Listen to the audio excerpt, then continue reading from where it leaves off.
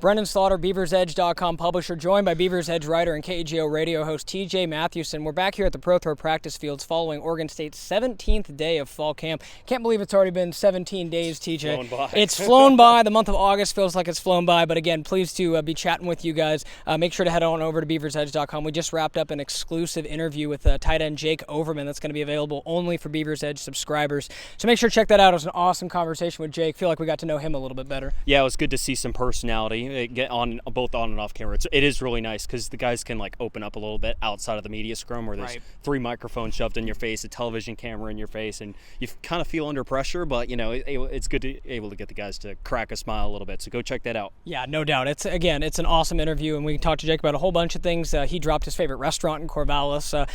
Shouldn't surprise many. It's a pretty good one. But yeah, make sure to definitely check that out over at BeaversEDGE.com. Over to practice today. Again, TJ and I are back out here for day 17. And a couple big takeaways today. There were some explosive plays on both sides of the ball. Make sure to head on over to the damn board for the full report on who did what. But in terms of the big picture stuff today, TJ, the thing that stood out to me the most is it seems like this week compared to last, the offense is catching up to the defense a little bit. And I think that's something you want to see as a defense normally is ahead of the offense to start fall camp.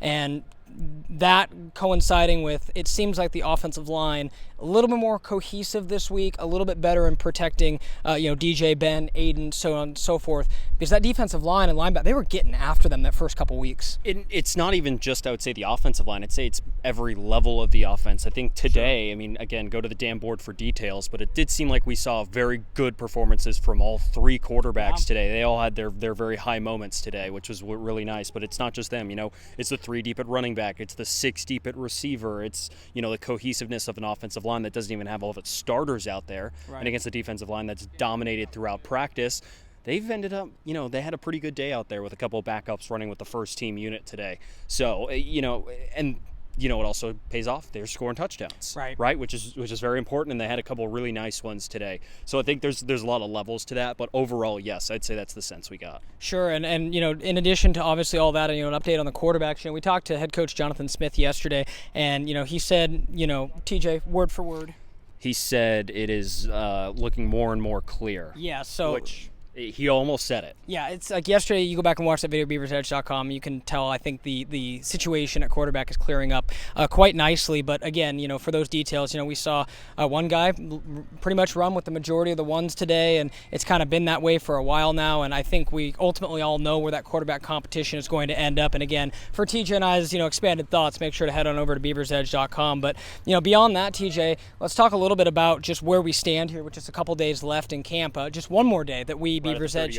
Yeah, one day that we Beavers Edge will be back at camp before Oregon State officially gets into the game week and whatnot. What are your thoughts just on what we've seen so far, and most importantly, do you think that they're at where you expected them to be at this point in camp? I would say for the most part, yes. I would say something sneaky that I think is something that people were concerned about coming into camp, and what they're going to want to keep an eye on as we go along is the kicking situation. Right. I mean, we haven't seen Everett Hayes this week at all. And game week's next week, right? Saw Sappington. I think Sappington took all the kicks in the scrimmage. Right. He did all the kicks yesterday, and he did all the kicks today. We haven't seen Everett Hayes, and he's a guy who people were looking at this year, and that they need that consistent field goal kicking, especially with the length that he offers opposed to Sappington. Right.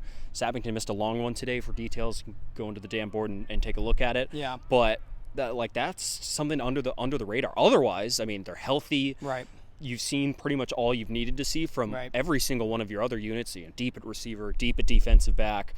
Maybe you want a little more clarity with your starters in the secondary. What are the results going to be in a game? We don't know. They're going to have to start playing a game. The linebackers look decently set, it seems like.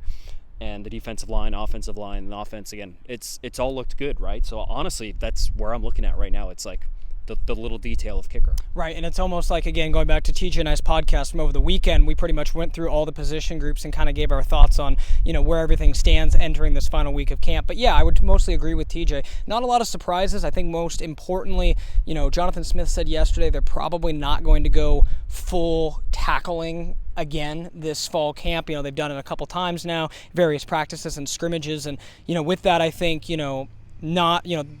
obviously there's still practices left to be played, but that's good for the injury piece. Yeah. Beavers have had no major injuries so far, and again, we've just kind of been talking about that in a sense because it is kind of a rarity in fall camp to get through and not have anyone majorly dinged up. Not that we saw. Yeah. It seems like everyone is on track to be healthy by the time they play San Jose State a week from Sunday. It is going to be curious, though. I mean, San Jose State plays this weekend against USC. They get to knock off all the rust, and then Oregon State gets to go on the road and play them down in San Jose.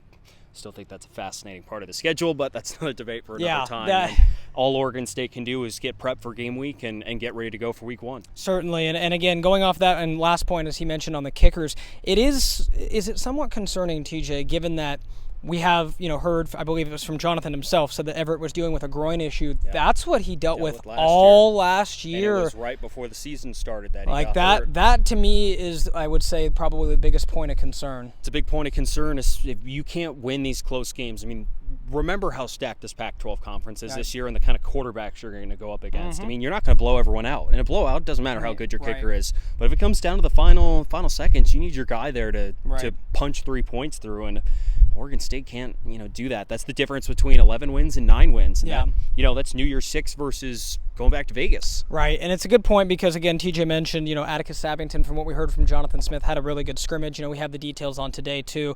So that'll be an interesting thing to keep an eye on. But, again, as we mentioned, just tomorrow, Wednesday, is the last day that we will get to watch practice this week. The Beavers have a couple off days and then gear up for San Jose State prep. And then next week, we're anticipating a normal game week. So this is we're approaching the end of our practices that we've been able to watch this year. And it's been fascinating. This year has been a lot of fun, to be at this camp and see particularly the quarterback level being raised more. That's been very obvious. TJ, you've been here for a couple camps. I think you'd feel the same. Yeah, it's the best I've seen. Yeah. Most talent, and I would say most production as well, as we've seen out there. Without a doubt. And again, make sure to stay tuned to BeaversEDGE.com. We have the exclusive interview with Jake Overman. We're going to have in-depth notes on today's action from practice. Again, for those explosive plays, who got the interceptions, who maybe scored, all those kind of things. We got all the details on the damn board. Make sure to check out BeaversEDGE.com.